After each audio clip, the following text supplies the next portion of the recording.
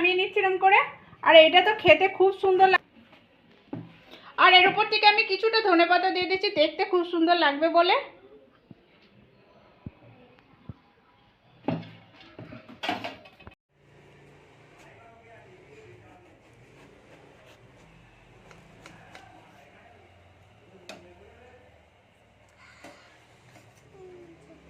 নমস্কার বন্ধুরা, তানবীর ভিলেজ ফুডে সবাইকে স্বাগত। সবাই ভালো আছো? আমিও ভালো আছি। আজকে একটা রেসিপি শেয়ার করছি, বেগুন ভর্তা রেসিপি শেয়ার করছি। আর এটা আমি না পুড়িয়ে না জলে সিদ্ধ করে বানাচ্ছি, আপনারা দেখতে থাকুন পুরো প্রথম থেকে পুরো শেষ অবধি। এই দেখুন বেগুনটা কত সুন্দর, হালকা দানা হয়েছে কিন্তু বেগুনটা খুব সুন্দর আছে, পোকা নেই। আমি এই বেগুনটাকে কেটে নিচ্ছি আর অন্য পুরোভাবে বানাচ্ছি, আপনারা পুরো ভিডিওটা দেখতে থাকুন। এবার এটাকে আমি 3 ফালি করে নিচ্ছি।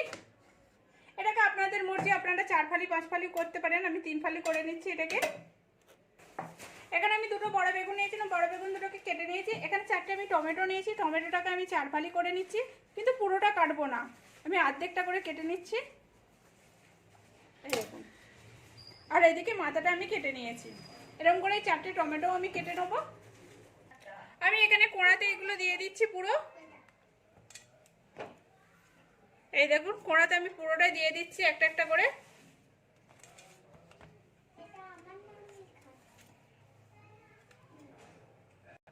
এগুলো আমি কড়াতে বসিয়ে দিয়েছি, গ্যাসটা আমি এখানে জ্বেলে নিচ্ছি। আর এর উপর থেকে আমি 3টে কাঁচা লঙ্কাকে আমি ভেঙে দেবো, কিন্তু এর মধ্যে আমি জল দিইনি, আগেই দেখিয়েছি। আমি জল দিয়েও করব না আর পোড়াও করব না, ভাপেতে করব। আপনারা দেখতে থাকুন পুরোটাই। আর এর মধ্যে আমি যে পেঁয়াজগুলো যে রেখেছিলাম, গাছ পেঁয়াজ, সেগুলোকে আমি দিয়ে দিচ্ছি এর মধ্যে।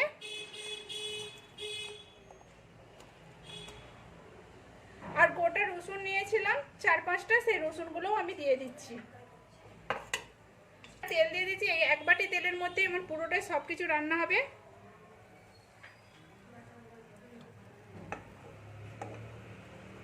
এরকম আমি এটা দিয়ে দিয়েছি।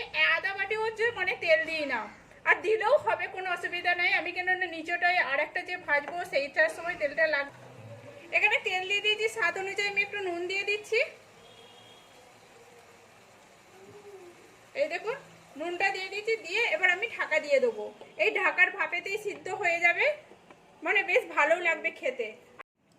এখন আমি খুলে দেখছি 15 মিনিট হয়ে গেছে। আর এখানে আমার টমেটোটাও কত সুন্দর সিদ্ধ হয়ে গেছে, আর বেগুনটাও সিদ্ধ হয়ে গেছে। আমি এটা এবার নামিয়ে নেব।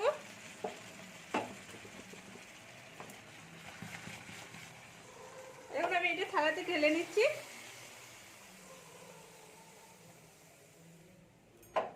আর এটা একটু ঠান্ডা হবে, তো তখন আমি মশলাটা করে নেব। কড়াই তেল দিয়ে দিয়েছি, বাকি যে তেলটা ছিল সেটা আমি পুরোটাই ঢেলে দিয়েছি। তেলটা একটু আমি গরম হতে দেবো। তেলটা গরম হয়ে গেছে, এবার আমি গোটা জিরে দিয়ে দিচ্ছি। আধা চামচের মতো আমি গোটা জিরে দিলাম। জিরেটা আমি একটু ভেজে নেব।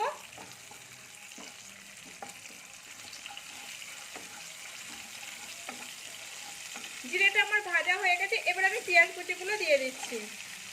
পেঁয়াজগুলোকে আমি একটু ভেজে নেব।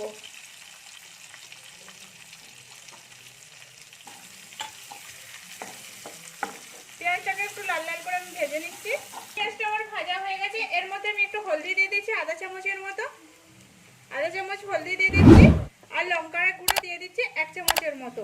কারণ আমার কাঁচা লঙ্কাটা খুব একটা ঝাল নেই বলে, আমি এর জন্য ঝালটা একটু বেশি চাই বলে আমি একটু লঙ্কা গুঁড়োটা বেশি দিলাম। দিয়ে একটু আমি ভেজে নেব।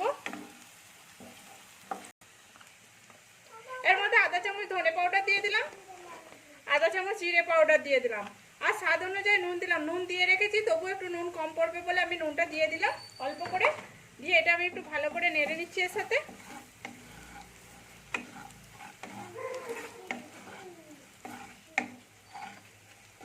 এখানে এটা আমার ভাজা হয়ে গেছে, এবার আমি এগুলো দিয়ে দিচ্ছি। এখানে টমেটোটা আমি ছাড়িয়ে নিয়েছি, টমেটোর চোপাগুলো। আর আমি বেগুন টমেটো সব একসঙ্গে দিয়ে দিচ্ছি।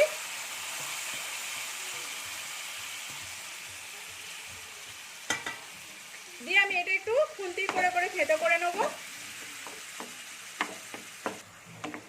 আমার এটা কিন্তু গ্যাসটা বাড়ানো রয়েছে। আর আমি এটা থেতো করে নিচ্ছি। আর যেটুকুন জল আছে এটা নাড়তে নাড়তে পুরো আমার শুকনো হয়ে যাবে।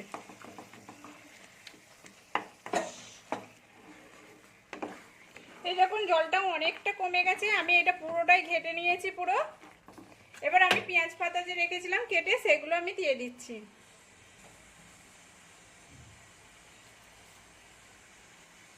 এটা 2 চামচের মতো পেঁয়াজ পাতা হবে। এটা দিয়ে এটার সাথে ভালো করে আমি ঘেটে নেবো একটু। এখানে এটা আমার ভর্তাটা হয়ে গেছে। এই ভর্তাটার মধ্যে একটা টেস্টির জন্য একটা মশলা আমি দিচ্ছি। এই মশলাটা পাওভাজি মশলা। এটা দিলে খুব সুন্দর টেস্ট লাগবে আর খেতেও খুব সুন্দর লাগবে। এটা দিয়ে আমি ভালো করে ঘেটে নিচ্ছি এর সাথে। একবার অন্তত এরকম করে পাওভাজি মশলা দিয়ে বানিয়ে দেখবেন, খুব সুন্দর লাগবে।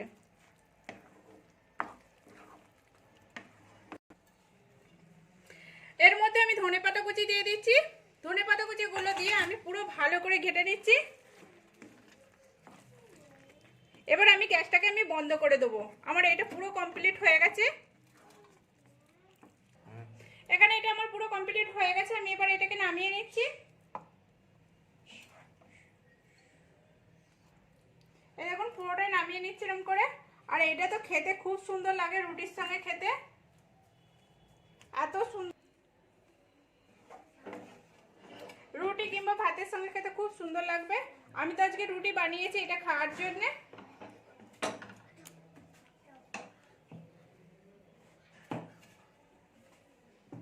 আর এর উপর থেকে আমি কিছুটা ধনেপাতা দিয়ে দিচ্ছি, দেখতে খুব সুন্দর লাগবে বলে।